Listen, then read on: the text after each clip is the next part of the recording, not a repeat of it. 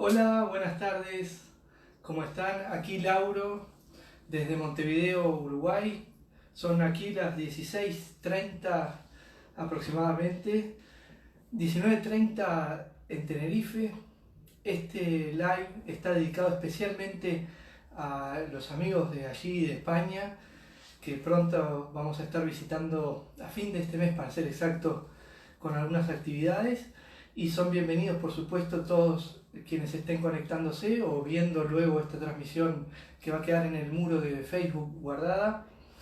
Y como siempre, muchísimas gracias por estar ahí. Mi trabajo es especialmente dedicado a transmitir información para todos ustedes, así que ese es el sentido real y profundo de esta transmisión. Por lo tanto, de nuevo, muchísimas gracias por permitirme esta oportunidad de disfrutar de algo que me gusta tanto, que es compartir información acerca, en este caso, de psicogenealogía. Vamos a hablar un poquito de algunos secretos de lo transgeneracional que pueden hacer la diferencia en nuestras vidas. Y como verán que tengo mis equipos aquí encendidos, porque también voy a hacer lo posible para dedicar un buen tiempo, unos cuantos minutos, para responder preguntas o inquietudes que me quieran hacer llegar a través del muro de Facebook de esta transmisión o directamente en alguna de las placas que están en el muro, donde pueda leer en un ratito. Y bueno, de esa manera podemos aprovechar este beneficio de la tecnología, interactuar un poco más y evacuar alguna consulta, alguna duda. Siempre es bueno, porque muchas veces la pregunta que hace alguien es la pregunta que nosotros mismos necesitábamos escuchar y a veces ni siquiera nos habíamos dado cuenta. Entonces la interacción tiene una riqueza que quiero rescatar. Bueno, espero que se encuentren muy bien. Tenemos una diferencia de 3 horas en este momento, con el resto de España de 4 horas, así que allí es de tarde, ya acercándose la noche poco a poco. Aquí todavía es temprano, estamos con una energía bastante solar porque en el hemisferio sur nos acercamos de a poquito al verano. Por ahora todavía en una especie de extraña primavera, creo que tan convulsionada como el mundo entero.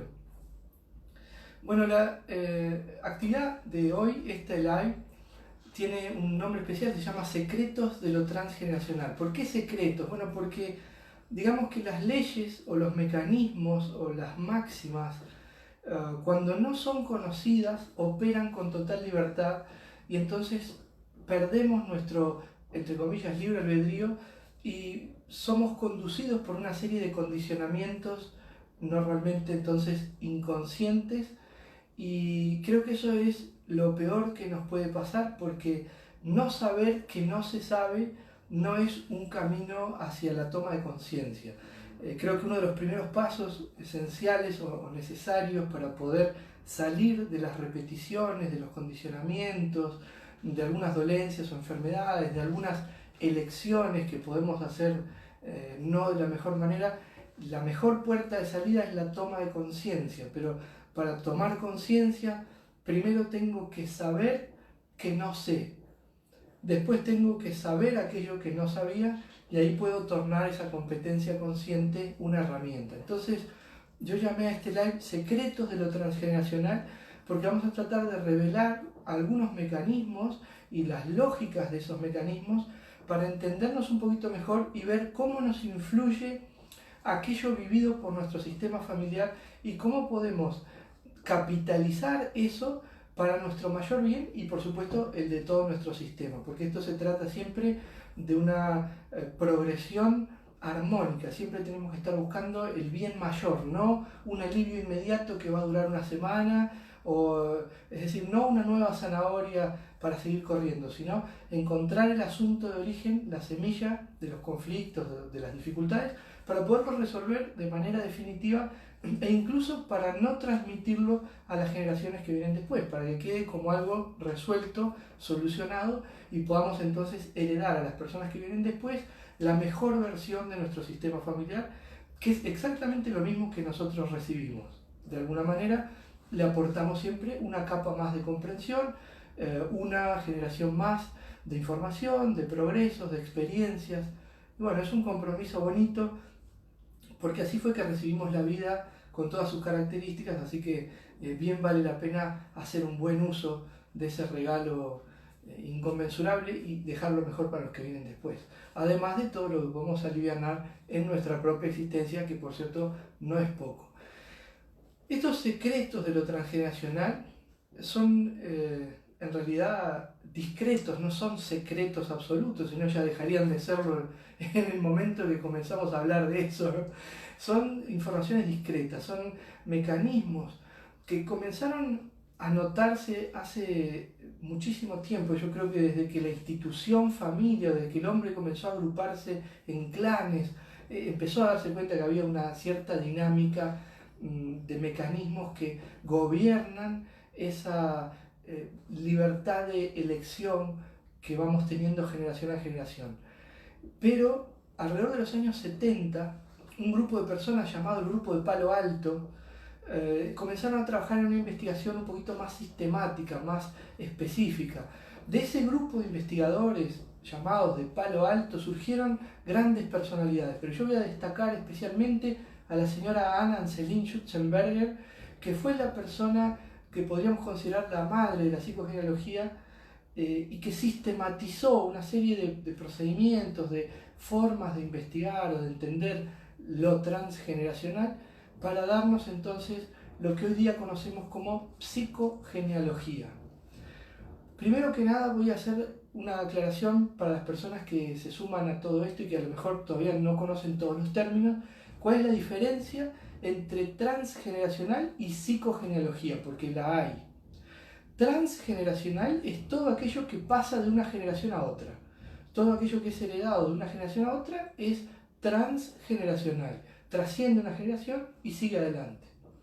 Ahora, la palabra, el término psicogenealogía está compuesto de tres partes. Psi, que es una letra griega que tiene que ver con el alma. Algunos la traducen como mente, pero la mejor traducción es alma. Gen, que tiene que ver con la genética, con la información genética, es una unidad de información genética, por decirlo de una manera simple. Y logos, que se traduce como ciencia, estudio o tratado. Entonces, la psicogenealogía, que como dije nace a partir de los años 70 de la mano de Anselin Schutzenberger, también de otras personalidades y otras corrientes como el señor Alejandro Jodorowsky, etcétera, etcétera. La psicogenealogía se puede definir como el estudio o la ciencia que estudia la herencia genética del alma familiar, del alma grupal familiar. Cuando digo alma grupal no me estoy refiriendo a aspectos metafísicos, sino a un sentido de sensibilidad, a un sentido emocional, a un sentido de herencia que por un lado es genética, pero por otro lado es metagenética. ¿A qué me refiero con una herencia metagenética? Creo que para todos es muy claro lo que le damos a través de los genes. Por ejemplo, el aspecto físico, el color de ojos, del cabello, la complexión física, la estatura y una serie de atributos más, que prácticamente todo lo que podemos entender o expresar a nivel físico va a estar relacionado de forma directa con la genética, pero después hay una metagenética, que es todo aquello que está más allá de lo genético. Por ejemplo, para que vean que en realidad es más simple de lo que parece, costumbres, hábitos, creencias, condicionamientos, miedos, preferencias, estilos de vida, y todo eso configura, con el paso del tiempo, con nuestro desarrollo, la personalidad. La palabra personalidad tiene un origen también muy interesante porque viene del término persona, que significa máscara del actor. Simplificándolo, máscara del actor, porque eran las máscaras que utilizaban en el teatro antiguo los actores para personificar determinados roles, determinados atributos o personajes.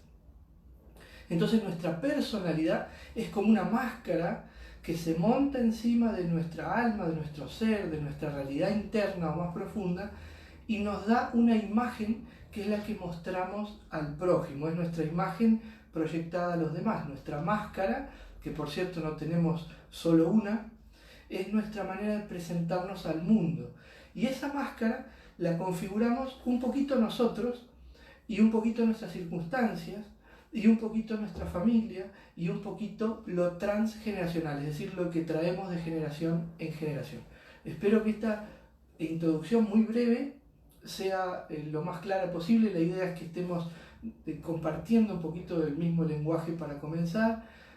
entendiendo algunos conceptos fundamentales para las personas que están recién llegando a la psicogenealogía o que tienen interés en conocer un poquito más de esto, que espero que les deseo de todo corazón que les pase lo mismo que a mí, que me gusta decir que hay una especie de insecto que es el bichito de la psicogenealocura, que una vez que te pica, te apasiona y no tiene vuelta atrás. Esto es un camino increíblemente potente, es una técnica muy asertiva, muy rápida para resolver asuntos personales a nivel físico, a nivel mental, a nivel emocional y por consecuencia podríamos decir también a nivel espiritual, porque la vida humana es espiritual.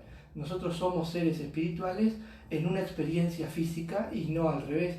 Entonces todo lo que podemos mejorar de nuestro intelecto, de nuestros miedos, de nuestras creencias, de nuestra conducta, de nuestro temperamento y carácter, todo eso va a redundar por un lado en la salud del cuerpo físico y por otro lado también en la agilidad o la expresión de nuestra espiritualidad como cada uno lo quiera entender o interpretar.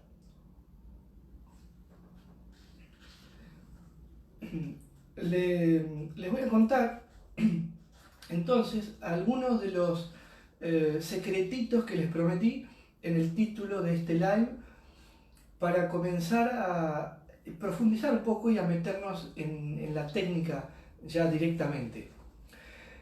Me gustaría decirlo de esta manera que creo que es bastante ilustrativa.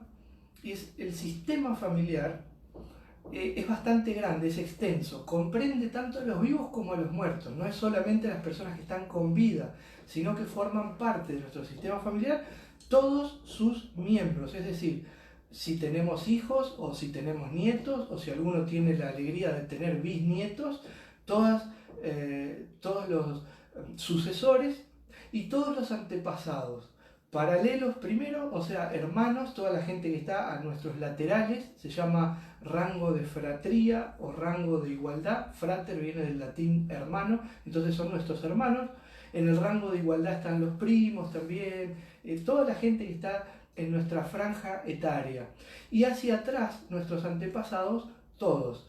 Resumiendo, papá y mamá, los 4 abuelos, los 8 bisabuelos, 16 tátara y así seguimos hacia atrás en una cantidad de gente bastante imponente si hacemos esa cuentita, que es una potencia del 2. Es bastante simple y nos vamos a dar cuenta que realmente es verdad ese dicho que reza que somos seres maravillosamente únicos y singulares porque estamos conformados de la unión específica de miles y miles de personas que tuvieron que encontrarse en un momento, reconocerse, tener aunque sea 5 minutos de intimidad. Mi deseo es que haya sido un poquito más, que lo hayan disfrutado mucho más, pero aunque sea 5 minutos de intimidad alcanza para crear una gestación y entonces a partir de ahí que nazca un ser humano, que venga otro ser, otra alma a esta existencia y entonces la familia siga expandiéndose y creciendo.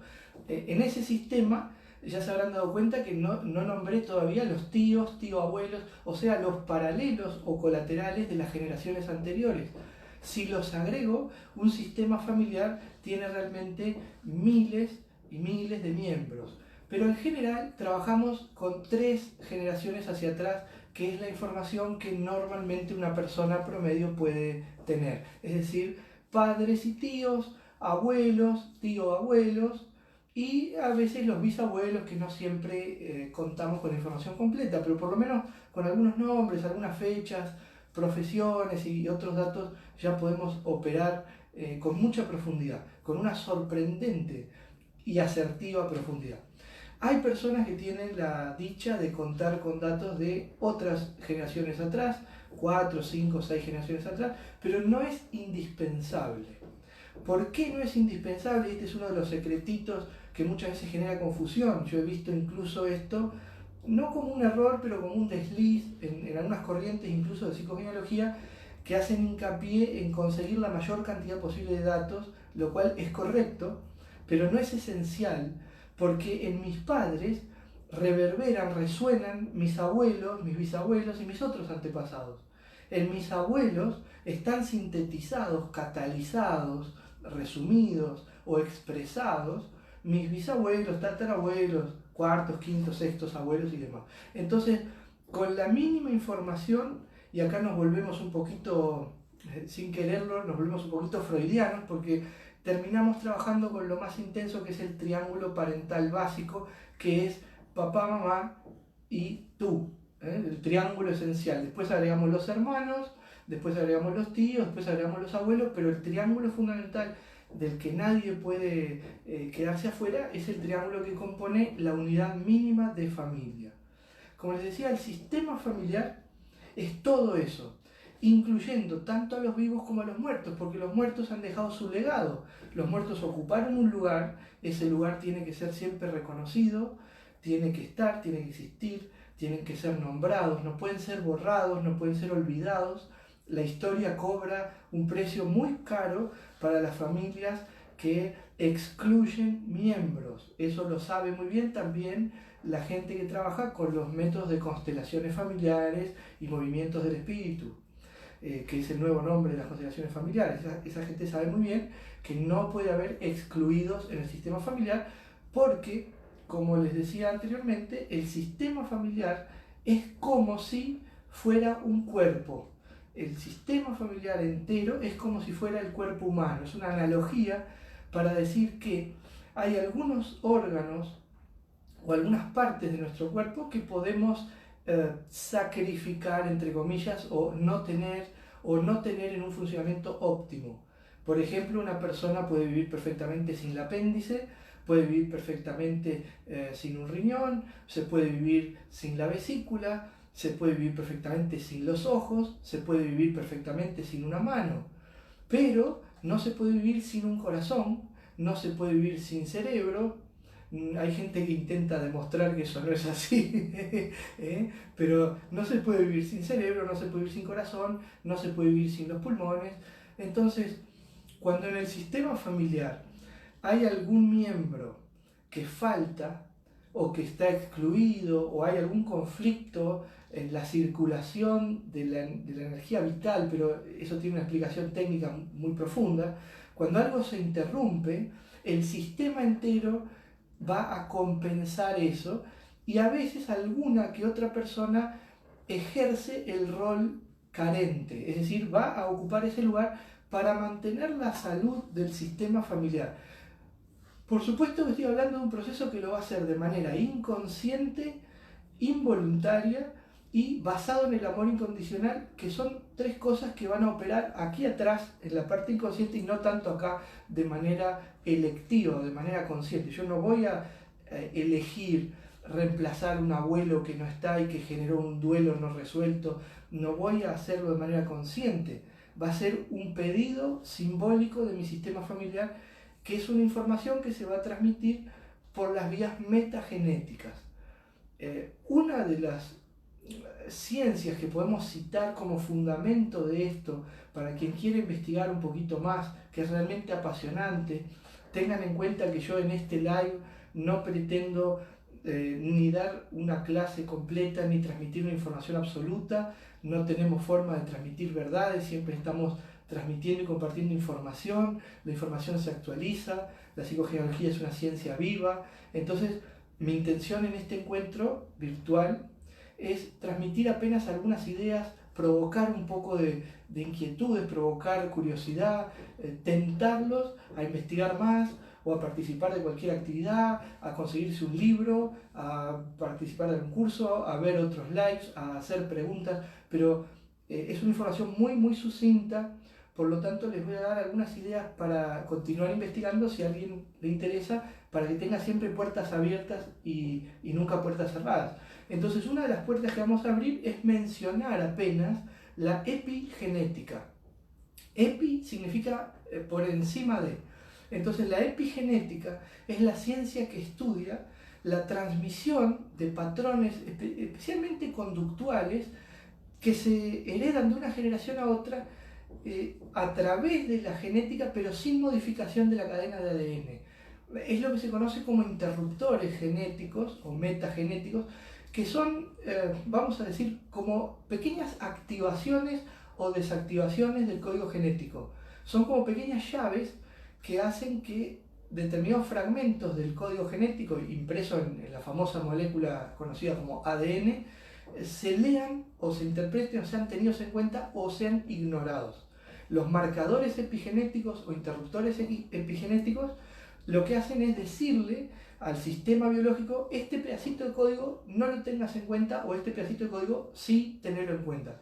Para los que sean programadores o les guste el tema de informática, es lo mismo que hacen las flag. En informática se usa exactamente lo mismo de una manera particular a nivel de programación. Es curioso cómo hay una gran simetría o sincronía entre las técnicas digitales de informática y lo que es el funcionamiento profundo de la biología más molecular bueno, más genética propiamente dicha. En este aspecto de la transmisión epigenética se descubrió hace bastante tiempo ya, y está demostrado y se conoce muy bien el mecanismo por el cual los gestores de esas activaciones o desactivaciones, es decir, los elementos que van a hacer que se activen o se desactiven interruptores epigenéticos, son las emociones, nuestras emociones, nuestros miedos, nuestras alegrías, nuestras reverberancias del corazón o de estómago, porque en realidad las emociones las sentimos más a un nivel abdominal. Uno habla del corazón, pero es un poquito más visceral, la fuerza que sentimos cuando hay un dolor muy grande o cuando hay una alegría muy grande. Las emociones, a través del cambio de ambiente químico, que es por eso que las sentimos, son las gestoras de los interruptores que se activan o se desactivan a nivel epigenético. Entonces lo que se ha descubierto es que cuando tenemos emociones fuertes, tristes, positivas, expansivas o lo que sea, eso produce cambios, no en nuestro ADN estructural, pero sí en la interpretación que ese código va a tener. Y eso se transmite de generación en generación. Entonces, amigos, tiene que quedar claro para todos nosotros. Yo quedo muy contento si todos entendemos esto con este live, quedo más que satisfecho. Aquello que vivieron mis padres, mis abuelos y mis otros antepasados, y sobre todo cómo lo vivieron, yo podría decir exactamente cómo se sintieron con aquello que vivieron y cómo lo vivieron, llega hasta mí y me influye mucho más intensamente de lo que nosotros creíamos hace 20 o 30 años o incluso 10 años. Porque esta ciencia, como les dije, la psicogenealogía arranca a partir de los años 70, o sea que tiene prácticamente 50 años, pero los descubrimientos que vinieron a darle fundamento científico, como esto que comenté de la epigenética, son incluso mucho más modernos. Por lo tanto, estamos entendiendo ahora aquello que nuestros abuelitos siempre nos decían, de no hacerse mala sangre, de estar siempre tratando de tener pensamientos adecuados porque se influye en nuestro cuerpo. Bueno, hoy día lo sabe la ciencia y se explica de una manera específicamente técnica, no hay lugar a dudas. Entonces, para todos nosotros, a nivel de psicogenealogía, es fundamental investigar qué pasó en nuestra familia, cómo lo vivieron, cómo se vivió eso y cómo eso va a llegar hasta nosotros en formas de condicionamientos, y que sin darnos cuenta vamos a creer que somos libres cuando elegimos algo, cuando algo nos gusta o no nos gusta, y a veces la explicación profunda se encuentra en lo transgeneracional.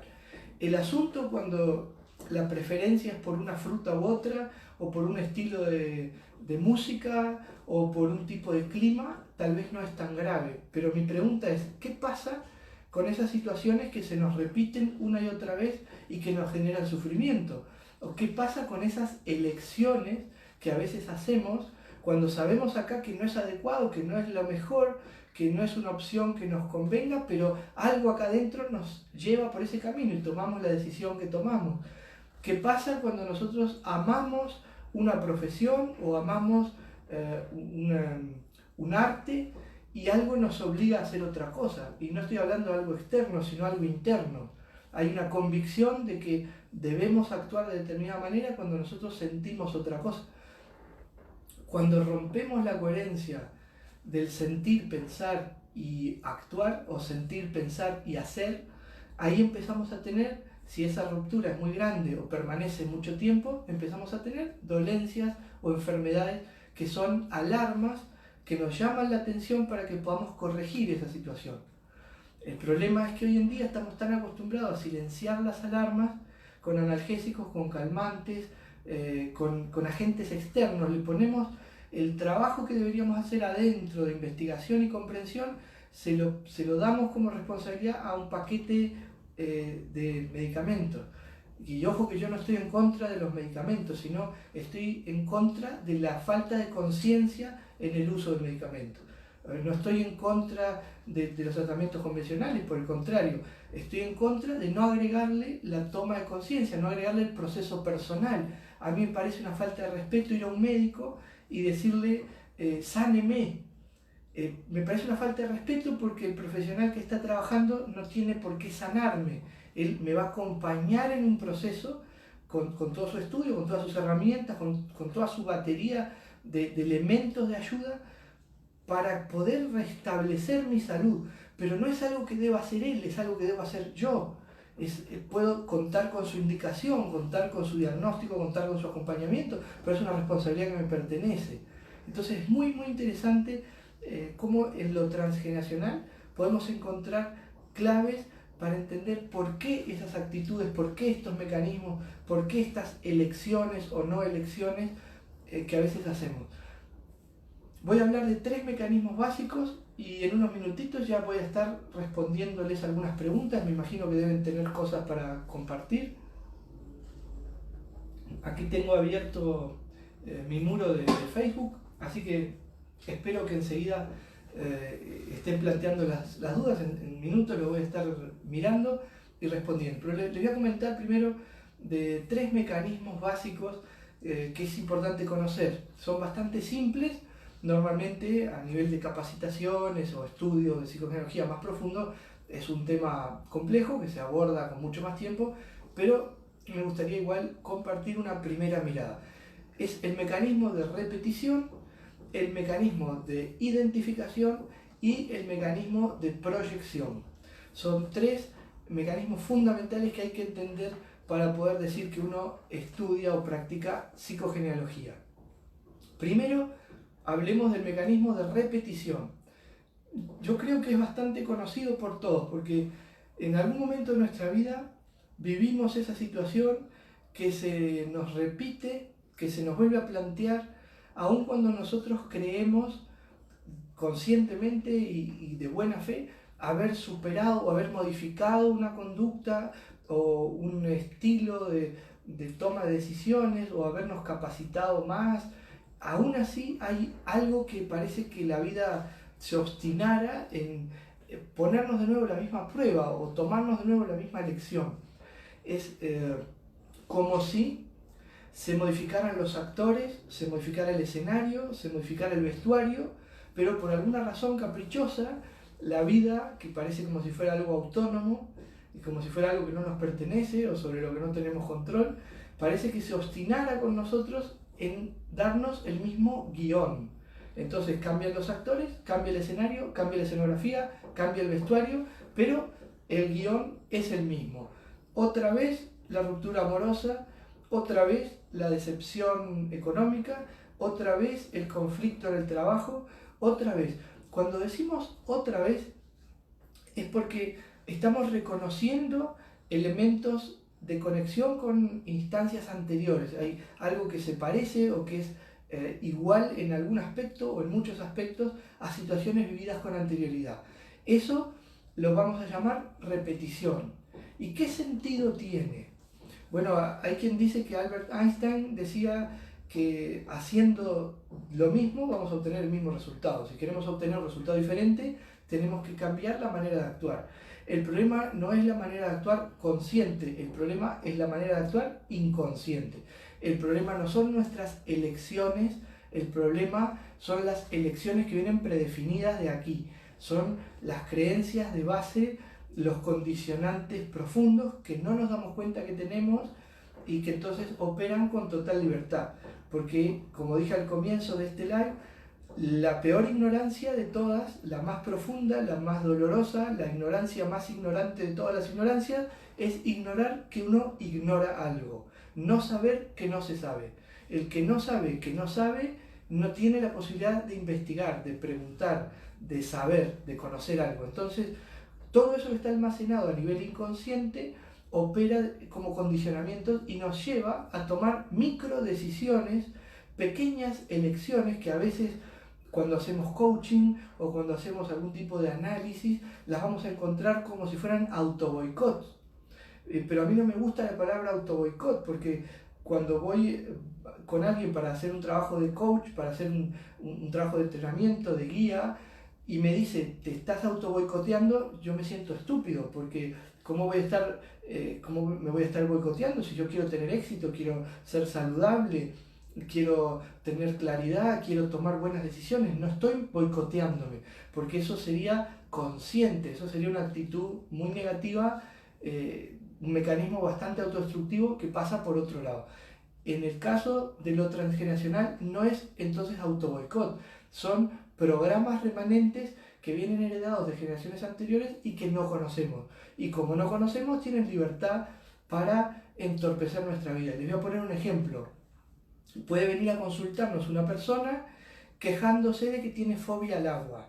Entonces no quiere ir a la piscina, no quiere ir a parques de vacaciones donde haya agua, no quiere acercarse a un río ni al mar y por lo tanto la familia o su pareja o personas que estén en su entorno nos van a decir se boicotea porque le ofrecemos ir con nosotros de vacaciones y no quiere, pero tiene estrés, necesita descansar. Le ofrecemos venir con nosotros a la casa de verano que tiene piscina y no quiere, por lo tanto se está boicoteando. Y lo que no sabe es que a lo mejor esa persona 2 generaciones atrás o tal vez 3 tiene un miembro de su sistema familiar que murió ahogado, por ejemplo. Es un ejemplo caprichoso, no tiene por qué forzarse, es solo para dar ideas.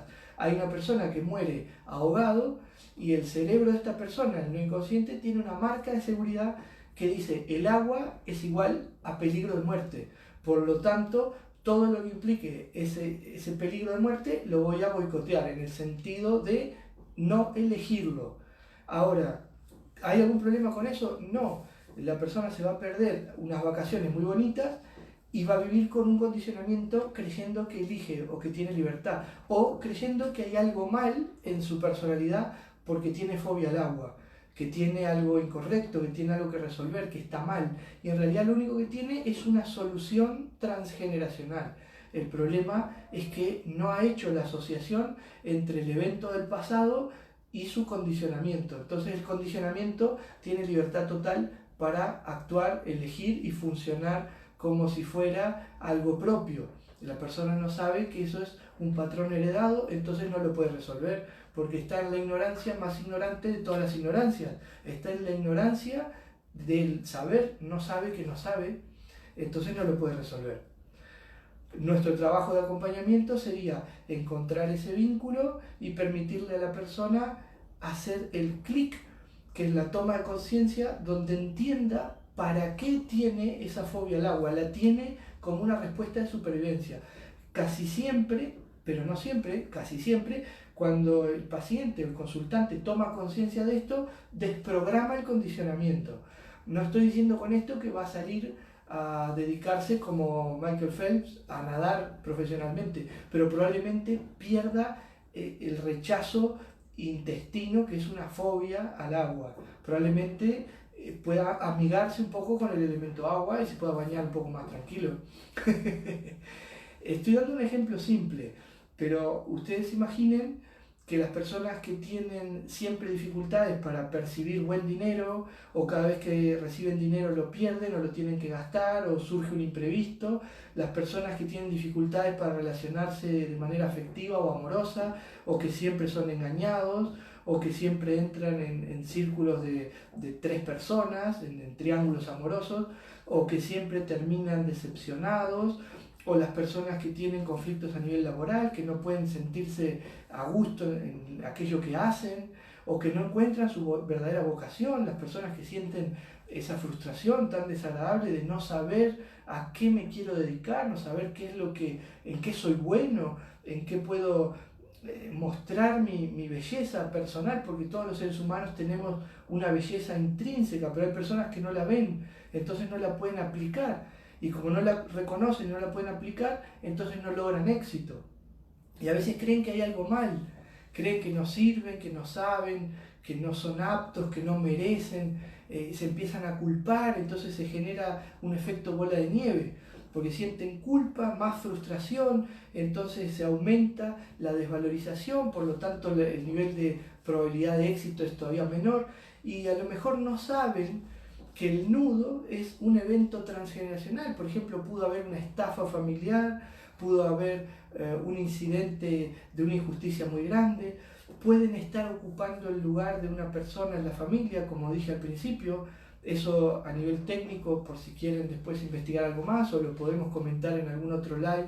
Eso puede ser el caso de los dobles en psicogenealogía o los yacentes o yacientes, que antes en la psicogenealogía clásica se llamaban fantasmas. El fantasma vertical especialmente es cuando uno toma simbólico la personalidad de alguien que ha fallecido para aliviar el duelo no resuelto a nivel familiar. Entonces uno se identifica con ese rol, con esa persona, y es como si compartiera un poquito de su propia vida con la vida de ese que ya no está. Entonces pierde vitalidad, pierde autonomía, pierde libertad e independencia. ¿Y qué es lo que pasa?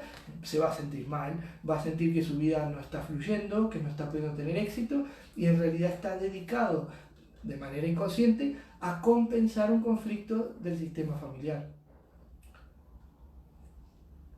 Y ojo que con esto estoy abriendo el tema de la identificación, que era el segundo de los mecanismos que tengo pensado para compartir con ustedes.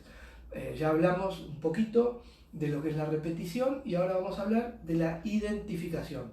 La identificación es muy simple, es cuando por algún motivo, que puede ser una fecha en común o muy cercana, de nacimiento, de concepción, etc., o por tener un nombre muy parecido o el mismo nombre, o por mandato familiar, o por parecido físico, etcétera, etcétera, me identifico con alguien de mi sistema familiar, es decir, hago mías cualidades y características de otro miembro de mi sistema familiar. Empiezo a actuar como si fuera esa persona.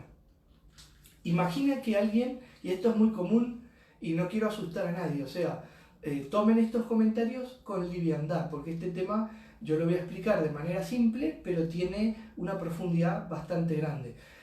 Imaginen que alguien se llama como su abuelo paterno, el papá de su padre.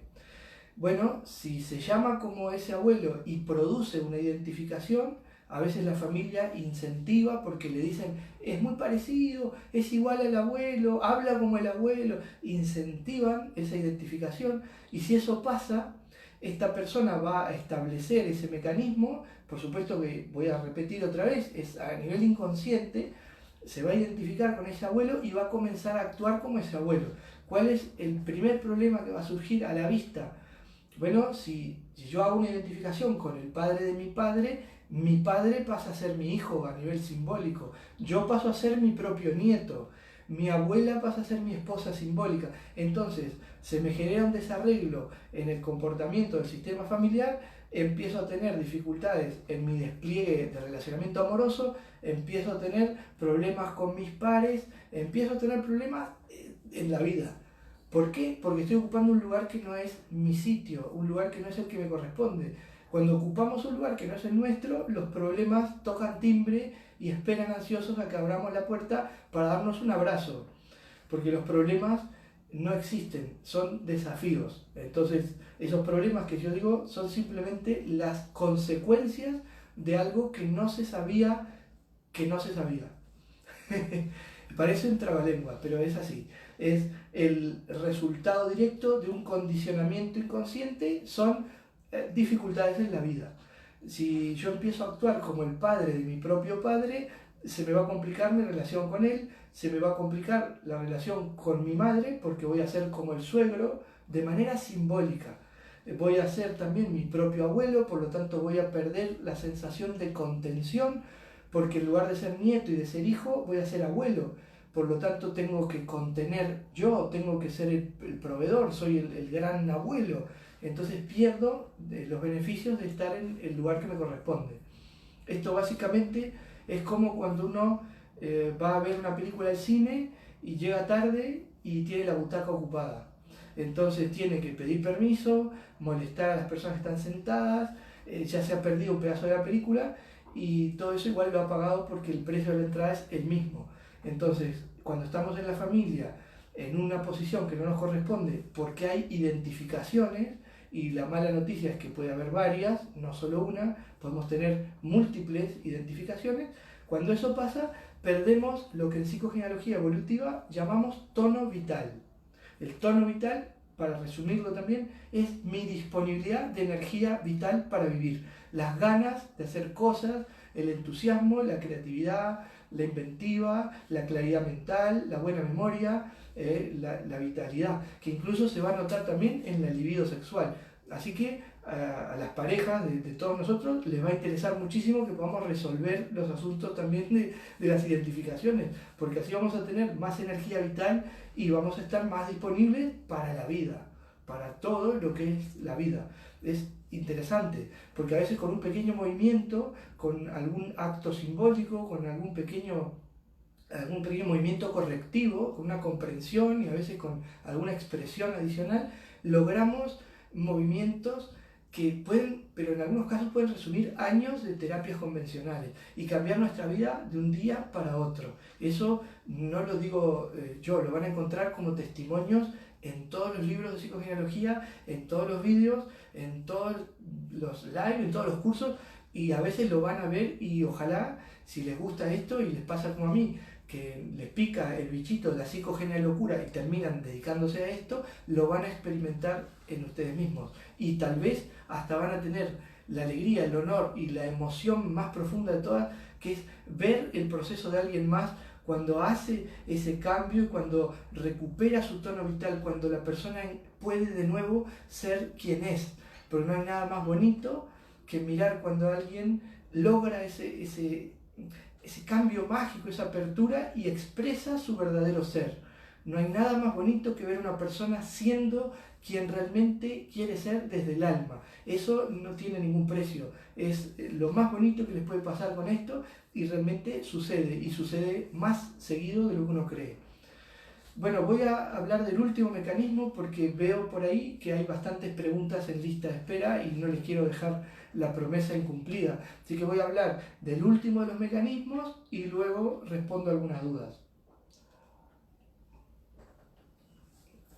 El último de estos tres mecanismos, porque hay más, hablamos del mecanismo de repetición, cuando se nos vuelve a plantear el mismo desafío una y otra vez en cualquier plano de nuestra vida. Hablamos de la identificación, que es cuando nos copiamos con alguien del sistema familiar. Es como si una parte de nosotros comenzara a vivir la vida de otro, nos identificamos o traemos propiedades de manera de actuar, de ser, de elegir, etcétera, de otra persona y las hacemos carne en nosotros. Y ahora nos queda hablar del mecanismo de proyección. El mecanismo de proyección podría resumirlo muy rápido y decir que simplemente es lo opuesto de la identificación. Y esa definición no estaría mal. Es un poco breve, pero no está mal. ¿Qué significa? Que en lugar de darme cuenta de aspectos de mi personalidad sombríos o de cosas que tengo para resolver, lo que voy a hacer es volcarlo a otro, le voy a poner a otro esas cualidades, es decir, voy a observar algún mecanismo de otro y voy a reaccionar a ese otro externo basado en asuntos no resueltos internamente, en mí. Por eso se llama proyección, porque voy a proyectar en el otro. Eso digamos que es la capa más simple de la proyección. Es cuando en lugar de decir que soy ansioso, que soy una persona nerviosa, que soy alguien que tiene un temperamento con mucha ansiedad, digo que el otro es lento, que el otro es torpe, que el otro no se mueve. Entonces es más fácil para mí proyectar esa negatividad afuera que reconocer mi impaciencia. Eso sería un mecanismo de proyección muy elemental. De acuerdo a la psicogenealogía, lo aclaro para las personas que se dedican a la psicología, al psicoanálisis, que es un poquito diferente nuestra visión del término proyección, no es exactamente lo mismo, aunque bastante compatible. ¿Por qué? Porque yo también puedo hacer una proyección sobre terceros, y esto es muy común, y voy a decirles algo, espero no alarmar a nadie. Es una de las causas más importantes de las desilusiones y los conflictos amorosos y de pareja, de relacionamiento. Es la proyección de terceros. Por ejemplo, yo puedo tener una pareja y voy a poner en esa pareja imágenes, aspectos, percepciones y sensaciones de mi padre o de mi madre o un poco de cada uno, y entonces le voy a decir a la persona que está conmigo que es de determinada manera, le voy a criticar y le voy a juzgar aspectos que estoy proyectando de mi estructura parental en esa persona. Por ejemplo, es muy común que el hombre heterosexual proyecte a su madre en su pareja mujer. Al revés, también en la mujer, si es heterosexual, es muy común que haga una proyección de aspectos de la figura paterna en su pareja masculina. Entonces, ¿qué ocurre cuando eso pasa? Por los mandatos sociales, por la realidad que vivimos hoy por hoy, que es bastante estricta en este sentido, el incesto es prohibitivo, es algo que no está bien. A nivel ético, a nivel moral, está prohibido.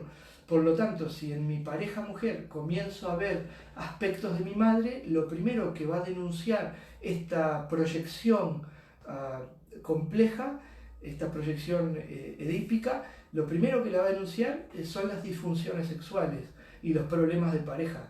Porque yo voy a estarle poniendo a mi pareja aspectos de mi madre, mi parte inconsciente me va a prohibir el relacionamiento sexual y entonces lo voy a tener como síntoma. Lo mismo pasa al revés.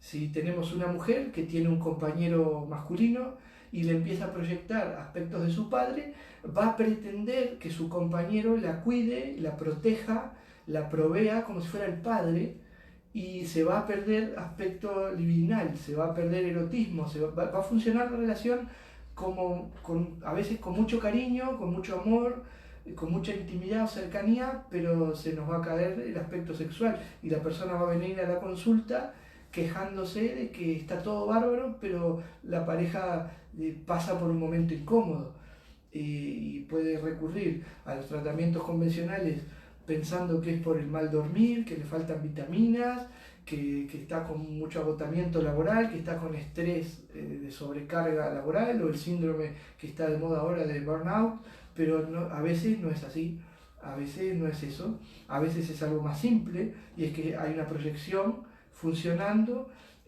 la persona está haciendo la proyección y a veces la pareja toma esa proyección y en ese caso estaría haciendo una identificación. Eso va a generar que se repitan determinadas circunstancias, se van a repetir los conflictos y ahí están viendo cómo podemos mezclar los tres mecanismos básicos en una situación que lamento decir es bastante cotidiana, es bastante cotidiana. Esto es súper común.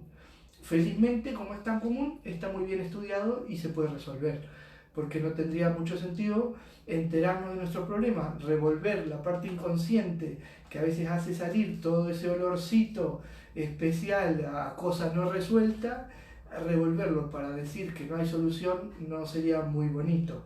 Así que la buena noticia es que puedo compartir con ustedes que todo esto que estamos compartiendo y comentando tiene resolución positiva y favorable, se puede dar trabajo y hay que animarse a revolver las raíces del árbol, porque son las raíces las que tienen el arraigo a la tierra, son las que llevan los nutrientes, tal cual como en un árbol real. Lo que absorbe los nutrientes en mayor medida son las raíces, el tronco es lo que le da estabilidad, en nosotros es la personalidad, y luego las hojitas, que son nuestras cualidades, son aquellas que permiten captar la luz del sol y hacer algo con esa nutrición que captaron las raíces. Bueno, si nosotros no tenemos libertad para expandir nuestra copa, entonces no tiene sentido que la nutrición sea buena.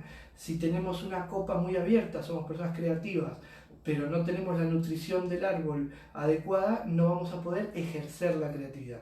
Y ahí la persona va a venir a consultar porque va a decir que tiene un bloqueo creativo. Se le ocurren ideas y no tiene voluntad para realizarlas. Y es lo mismo, siempre vamos a estar trabajando en condicionamientos, bloqueos, más bien a nivel inconsciente, y en el caso de la psicogenealogía, muy relacionados con la historia de aquello vivido por nuestros antepasados y principalmente cómo lo vivieron, es decir, cómo se sintieron, porque las emociones mudan el ambiente químico y el ambiente químico activa la transmisión a nivel epigenético. No hay demasiado que explorar más allá de eso, es bastante simple. Ahora hay mucho trabajo por hacer. Y hablando de trabajo por hacer, y como tengo varias cosas que hacer y se nos está haciendo la hora, voy a dar una miradita aquí a las preguntas que me han dejado, porque si no, no puedo cumplir. Bueno, aquí tengo algunas.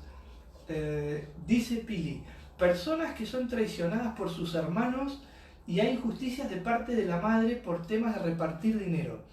Bueno, Pili, primero que nada, un saludo grande para ti y todos los compañeros que están allí en México, que espero también podamos estar de visita muy pronto, así que les mando un beso grande y seguramente podamos compartir y organizar cosas bien bonitas por allí. Y bueno, te contesto esta idea. Primero que nada, cuando hay temas de repartir dinero, cuando hay conflictos de dinero, cuando hay quitas o tomas de más, se generan desequilibrios en las leyes sistémicas. Pero aparte, el dinero tiene que ver, o los movimientos de la circulación del dinero, con asuntos de la circulación afectiva.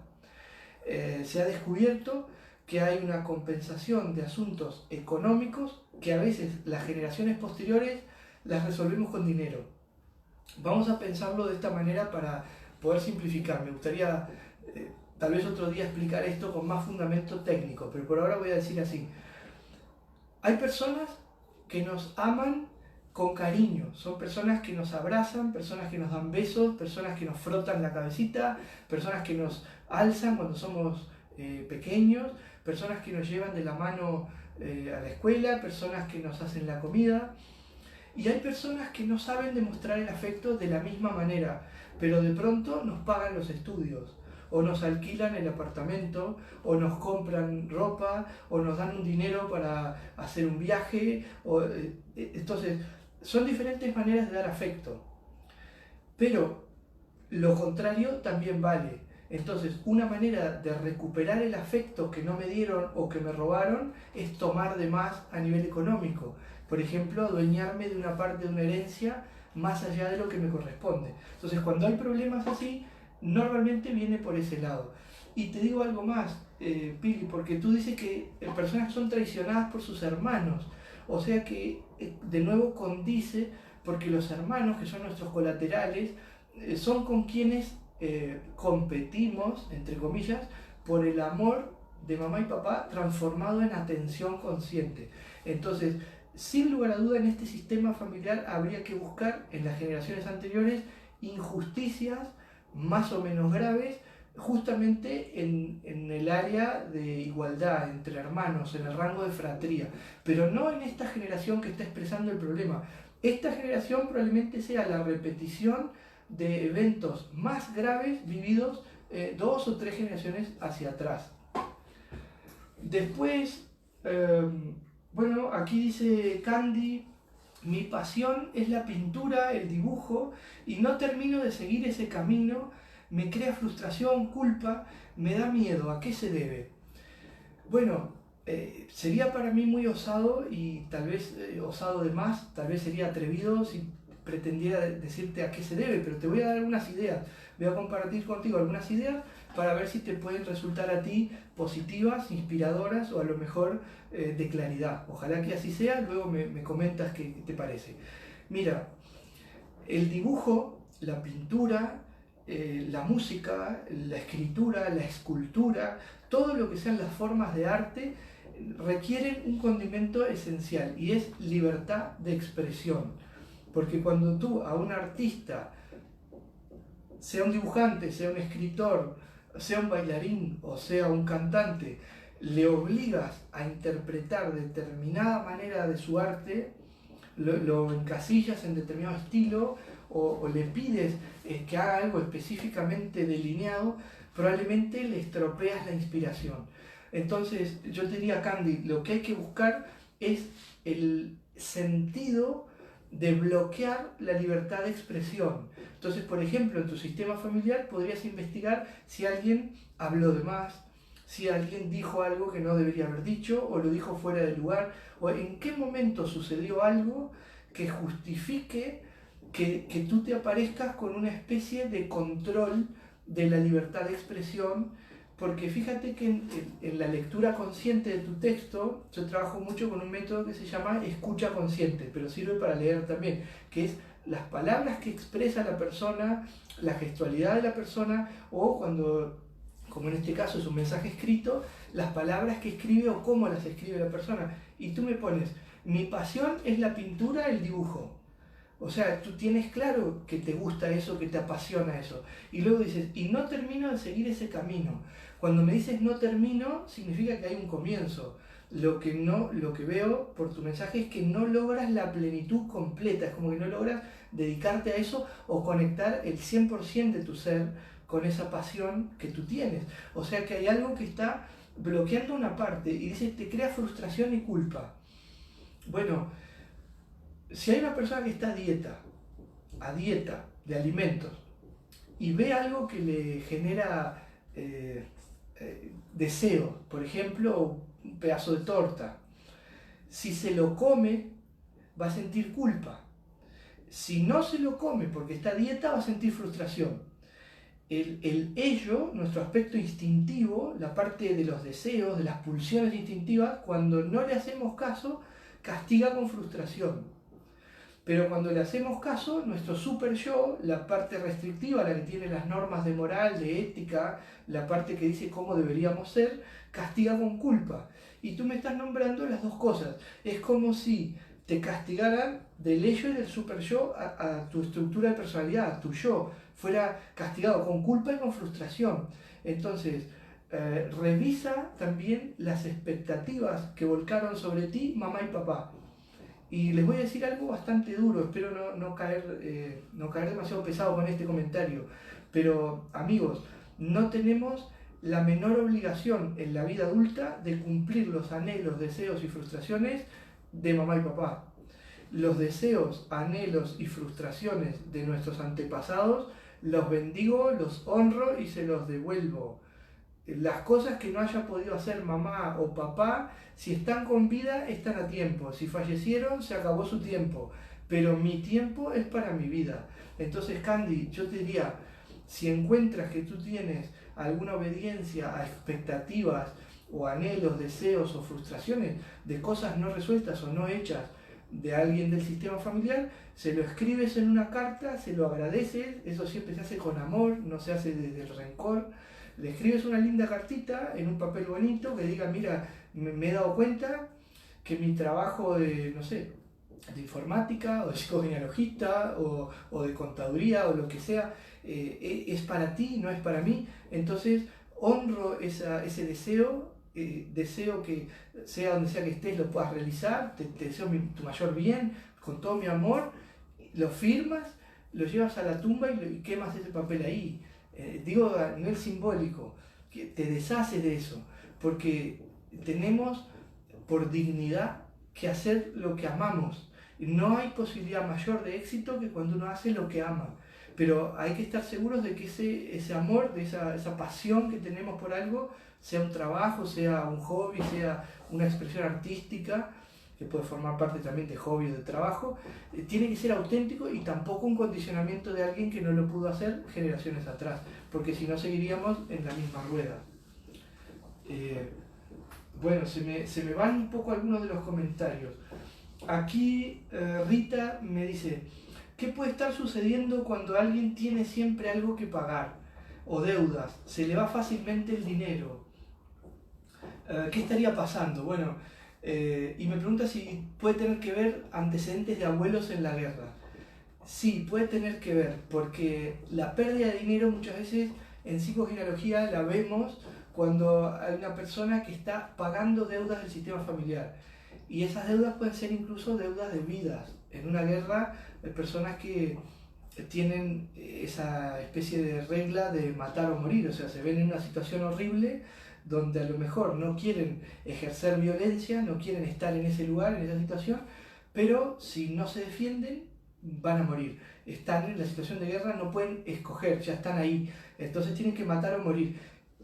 Pero eso, cuando ellos regresan de la guerra, regresan con una especie de deuda muy grande, porque es, primero que nada, si tuvieron que matar, son esas vidas que se perdieron, Y segundo, aunque no hayan matado a nadie, es por qué yo regreso y mi compañero no.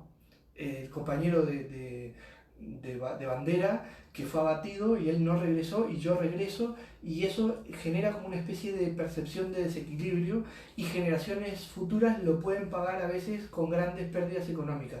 Lo otro, Rita, que tienes que buscar es si no ha habido en la familia, en tus antepasados, alguien que haya tomado de más, que haya tomado algo que no le correspondía, y entonces a veces lo devolvemos 2 o 3 generaciones después. Y ojo, que no tenemos que juzgar, no tenemos que juzgar. Quiero compartir algo muy importante, o sea, alguien que no entienda esto que voy a decir no puede o no debería estudiar psicogenealogía. Alguien que no entienda bien esto que voy a decir no debería estudiar psicogenealogía. Voy a decirlo así. Es muy fácil en el año 2019, con la información que tenemos, con las oportunidades que tenemos, mirar a nuestros antepasados con desprecio o con rencor, porque no entendemos nada de lo que vivieron. Y eso es una falta grave que no podemos cometer quienes amamos la psicogenealogía. ¿Por qué? Porque nosotros sabemos que si hubiéramos nacido en ese cuerpo, en esa época, con esas circunstancias, con esa alimentación, con esa educación, con ese entorno, con esa realidad socioeconómica y cultural, en ese mismo lugar, probablemente hubiéramos hecho lo mismo, probablemente hubiéramos tomado las mismas decisiones. Estoy diciendo que si yo hubiera nacido en el cuerpo de mi bisabuelo, en esa época, en ese momento, en ese lugar, con todas esas circunstancias exactamente iguales, probablemente hubiera hecho exactamente lo mismo que él. Por lo tanto, no puedo deshonrar a mi árbol juzgando o criticando, o sintiéndome superior, o sintiéndome resuelto de cosas que otros no pudieron. Eso es una falta grave, es un error muy grave, lamentablemente es bastante común cuando damos los primeros pasos en estos temas, por eso a mí me gusta de entrada mencionarlo. Y lo digo porque le estaba diciendo a la compañera que plantea la pregunta que puede haber alguien que haya cometido robo en su familia. Y entonces la persona ignorante que no sabe psicogenealogía podría levantar el dedito acusador, que cuando señalamos con ese dedo hay otros 3 que apuntan hacia nosotros, y decir, ay, en esa familia hay alguien que ha robado, pero no sabemos las circunstancias, no entendemos la realidad de esa persona. Por lo tanto, en psicogenealogía siempre operamos de manera extremadamente ética. Yo no voy a juzgar lo que pasó, lo voy a comprender. Como dice un colega que trabaja con biodecodificación, la enfermedad no se combate, se comprende. Cuando comprendemos el sentido del dolor de los otros, el dolor se alivia y nuestros bloqueos se desvanecen. Bueno, voy a tratar de responder alguna pregunta más, porque feliz para mí y agradecido con ustedes, veo que hay unas cuantas. Lo que me sucede es que probablemente el tiempo no va a dar para todas, y Facebook tampoco me permite desplazarme mientras estoy transmitiendo en vivo con libertad por el muro para poderlas leer a todas. Entonces siempre veo lo último. Aquí Pili agrega, empezamos a echar culpas y a decir que fueron tontos o malos. Exacto, es exactamente así. Y a mí me gusta decir siempre, no hay gente mala ni estúpida. No hay gente mala ni estúpida. Lo que hay a veces es carencia de amor, carencia de comprensión, hay situaciones de enfermedad, a veces hay incomprensión profunda, a veces hay desamparo, pero nunca hay maldad per se y no hay tampoco estupidez. Todos hacemos lo mejor que podemos en las circunstancias en las que nos desenvolvemos, pero para entender el pasado hay que trasladarse al contexto del pasado. Para entender el cuerpo humano hay que tocar el cuerpo humano. El médico, cuando uno va por un diagnóstico, normalmente lo primero que va a hacer es escultarnos. Nos va a preguntar, va a charlar con nosotros y nos va a escultar, nos va a palpar, nos va a revisar, porque necesita información directa. Entonces, cuando nos metemos a analizar el árbol genealógico, con respeto y con dignidad, lo vamos a escultar también, pero sin juicio, solo para entender el sentido de aquello que sucedió, qué pudo haber generado y cómo eso repercute en nosotros. Bueno, aquí María Celeste me dice, ¿cómo explicarías un suicidio? Y aclara que es ahorcamiento. Bueno, mira, de la formación de psicogenealogía evolutiva es uno de los temas más delicados. y es complejo y profundo, pero no quiero dejar de responderte, así que te voy a resumir de esta manera. La señora Anselin Schutzenberger, y pueden leerlo en su obra Ay, mis ancestros, el libro clásico de Schutzenberger es ese libro, Ay, mis ancestros, fíjense qué título. Ella dice claramente que un suicidio es preparado durante varias generaciones. A ver, la persona que nosotros llamamos profana, la persona que no conoce esta técnica, la persona que es atrevida en el juicio, que es ligera en el juicio, va a decir que el suicida es cobarde, porque el suicida es alguien que rechaza la vida, y eso es falso, es mentira, eso es indigno. En psicogenealogía nosotros entendemos que el suicida es una persona que, por explicarlo de una manera simple, y entonces lo digo para ti que hiciste la pregunta, muy resumidamente es una persona que toma el nudo conflictual enorme que no pudo ser resuelto durante varias generaciones, por eso Anselin Schutzenberger dice que el suicida se va preparando durante varias generaciones. Esa persona lo toma consigo, toma todo ese nudo o esa serie de nudos conflictuales no resueltos y se va con ellos.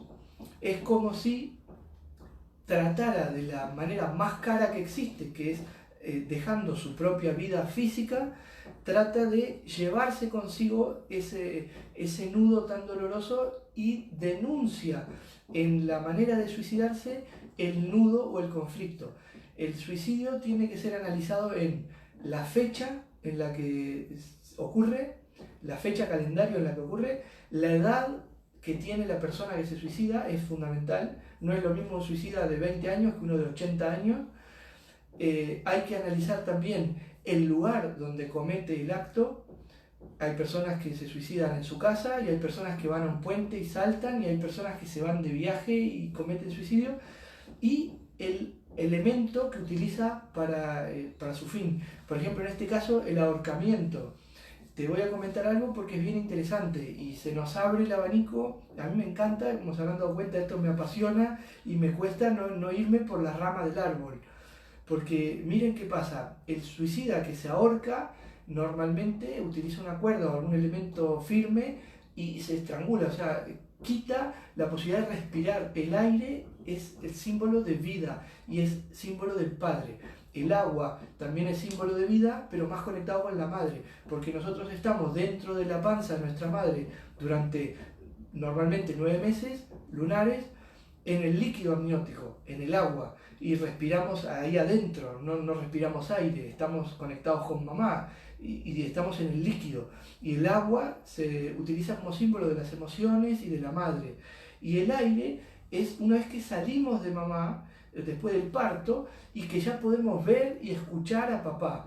Y el aire siempre está relacionado con el padre y con la vida. Entonces, pudo haber habido algún conflicto con una figura paterna, por ejemplo, para un suicida por ahorcamiento. Estoy dando ideas. Esto no son calles, son avenidas. O sea, puede ser esto y puede ser otra cosa. No es sí o sí, está claro. Yo doy ideas. Mi trabajo con estos lives es compartir un poquito de información, en lo posible, inspirarlos, y todavía me quedo más que contento y duermo feliz, con una sonrisa así, si alguno de ustedes se entusiasma con todo esto y se pone a investigar de psicogenealogía. Pero no puedo transmitir verdades ni cosas absolutas, ¿está claro eso? Entonces voy a decir que el ahorcamiento normalmente se produce a nivel del cuello.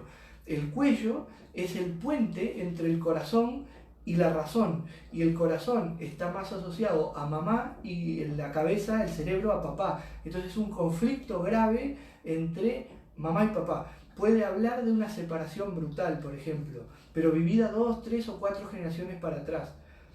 Recuerden eso, es muy importante. El suicida normalmente está resolviendo algo que ya viene en 2 o 3 generaciones que no se puede resolver. No es una cosa inmediata. Por supuesto que si lo llevamos al campo de la psiquiatría o del psicoanálisis, le vamos a encontrar características. Le vamos a encontrar un razonamiento desde el lado convencional de las terapias tradicionales también. Y la psicogenealogía no se opone, se complementa. Bueno, lo último que podríamos decir del suicida por ahorcamiento es que esa cuerda puede estar relacionada también con una memoria del cordón umbilical, con un embarazo no deseado. Bueno, como verán, es un tema amplio. lo voy a dejar por ahí, pero te digo esos comentarios para que tú vayas pensando y tu inconsciente va a ser muy sabio para indicarte si es que hemos dado en el clavo o todavía no. Generalmente estas cosas requieren una investigación cuidadosa. Yo aquí, por live y demás, no tenemos ni la privacidad ni el ambiente adecuado para meternos en el árbol de una persona con el respeto que se necesita. Por lo tanto, yo solamente me limito a hacer comentarios más bien superficiales. Bueno, aquí agradezco que algunas personas saludan y agradecen también. Bueno, gracias a ustedes. Aquí, bueno, muchas gracias, son saludos de muchas personas queridas, algunas personas que no veía hace mucho tiempo, así que me alegra muchísimo saber que están bien, que están conectados, que estamos en contacto como siempre. Ya está dicho por ahí que las almas que alguna vez entran en contacto permanecen en contacto por siempre, así que me alegro de comprobar que así sea. Sé que hay más preguntas, no las puedo ver. Si alguien agrega ahora alguna más, porque las únicas que veo son las últimas, aprovecho para responder ya como para ir cerrando. Y si no, no se preocupen, porque lo que voy a hacer es tomar las preguntas que no haya dado el tiempo para responder o que yo no haya podido leer, las voy a tomar y me comprometo con ustedes y con todo cariño a responderlas en otro live. Voy a hacer otro live para responderles esto. De hecho, tenemos un live programado para unos cuantos días en adelante. A ver, tenemos un live programado para el miércoles 20. Para el miércoles 20 tenemos un live programado con Susana, que es mi organizadora allí en Tenerife. Nos estamos viendo pronto allí a fin de mes. El 27 de noviembre tenemos allí en España la conferencia gratuita. Es una conferencia libre, abierta. Si les ha gustado este live, si están allí en España y si quieren acercar, son bienvenidos. Es gratuita, es libre, es abierta, no les vamos a vender nada. Son bienvenidos, van a poder hacer preguntas. Y bueno, me van a tener que aguantar a mí un par de horas hablando así como ahora y haciendo estos chistes que a veces me salen y que algunas personas todavía tienen la amabilidad de reírse. Eso es bueno, porque me ayuda. Después el 29 de noviembre tenemos un taller allí en Tenerife para decodificar la ansiedad. Es un taller basado en técnicas de programación neurolingüística, psicogenealogía o transgeneracional y biodecodificación, orientado a trabajar los trastornos de ansiedad. Es muy interesante, es un taller de 3 horas, bien cortito, empieza, termina y te llevas herramientas para moderar un poquito la ansiedad negativa. Bueno, ya veo que alguien me va a preguntar qué es la ansiedad negativa y qué es la ansiedad positiva, ¿no? Vamos a decirlo rápido. La ansiedad positiva es la ansiedad cuando te está ocurriendo algo bonito. Te van a entregar la casa nueva, vas a encontrarte con tu enamorado, te van a dar el auto que acabas de comprar o te estás por ir de vacaciones. Esa ansiedad a nadie le interesa decodificarla porque es placentera. Pero hay una ansiedad negativa que es la ansiedad que se sufre. Es la ansiedad cuando uno no puede dormir, la ansiedad porque sentimos que hay un peligro inminente que no nos deja estar en paz. Esa es la ansiedad que se decodifica. Esa es la ansiedad que vamos a abordar en el taller del 27 de noviembre allí en Tenerife. Ese lo hicimos aquí en Montevideo este año, fue excelente. Tuvo un resultado muy bonito, tienen las fotos ahí en el muro de Facebook. Y luego 30 de noviembre y 1 de diciembre tenemos un curso de psicogenealogía.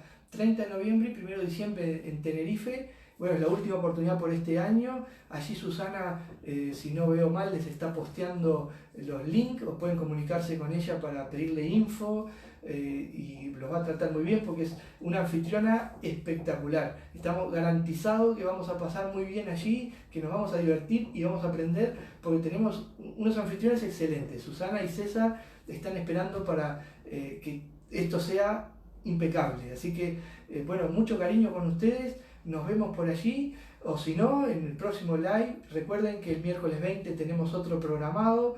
Vamos a ver si por ahí me da el tiempo antes y puedo meter alguno más. Les voy a responder todas las preguntas que me hayan dejado. Y como siempre, muchísimas gracias por estar de ese lado, por acompañar, por el cariño, por esa complicidad, que es la palabra que a mí más me gusta, para definir este vínculo que creamos, que es maravilloso, porque la tecnología, miren, nos está reuniendo. Muchísimas personas estamos en este momento conectados en línea, muchísimos más van a ver luego esto que queda grabado como un vídeo en el muro de Facebook y ojalá que puedan compartir todas sus comprensiones con más personas.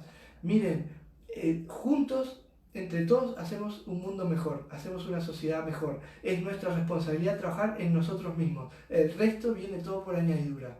Gente, muchísimas gracias. Cariños, namaste, todo lo mejor con ustedes y nos vemos pronto. Chao, muchas gracias.